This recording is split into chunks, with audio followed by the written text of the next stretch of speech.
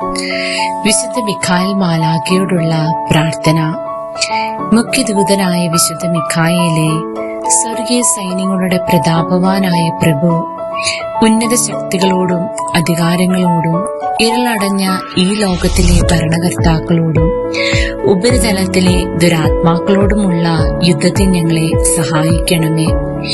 ദൈവം സ്വന്തം ഛായയിൽ സൃഷ്ടിക്കുകയും വലിയ വില കൊടുത്ത് വീണ്ടെടുക്കുകയും ചെയ്ത മനുഷ്യരെ പിശാചിന്റെ ക്രൂര ഭരണത്തിൽ നിന്ന് രക്ഷിക്കാൻ വരണമേ. അങ്ങയാണല്ലോ തിരുസഭ തന്റെ പരിപാലകനും സംരക്ഷകനുമായി വണങ്ങുന്നത്. കർത്താവ് രക്ഷിച്ച ആത്മാക്കളെ സ്വർഗത്തിലേക്ക് കൂട്ടിക്കൊണ്ടുപോകുവാൻ നിയുക്തമായിരിക്കുന്നത് അങ്ങ് തന്നെയാണല്ലോ.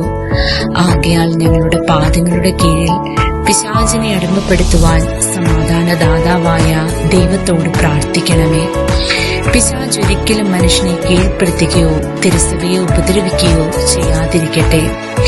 കർത്താവിന്റെ കരുണ വേഗം ഞങ്ങളുടെ മേൽ ഉണ്ടാകുന്നതിനായി ഞങ്ങളുടെ യാചനകൾ അത്യുന്നതന്റെ മുമ്പിൽ സമർപ്പിക്കണമേ.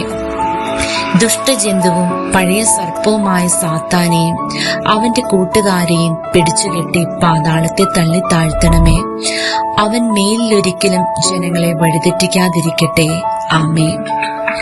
തിരുവചനം. വെളിപാട് പുസ്തകം 12-ാം അധ്യായം 7 മുതൽ 9 വരെയുള്ള വാക്യങ്ങൾ.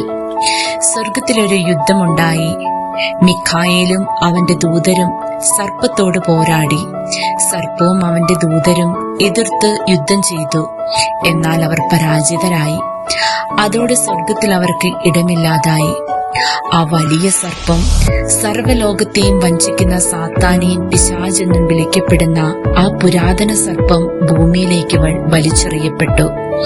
അവനോടുകൂടി അവന്റെ ദൂതരും. ബാറൂക്ക് 6-ാം അധ്യായം 7-ാം വാക്യം. എന്റെ ദൂതൻ നിങ്ങളുടെ കൂടെയുണ്ട്. അവൻ നിങ്ങളുടെ ജീവൻ കാത്തു സൂക്ഷിക്കുന്നു.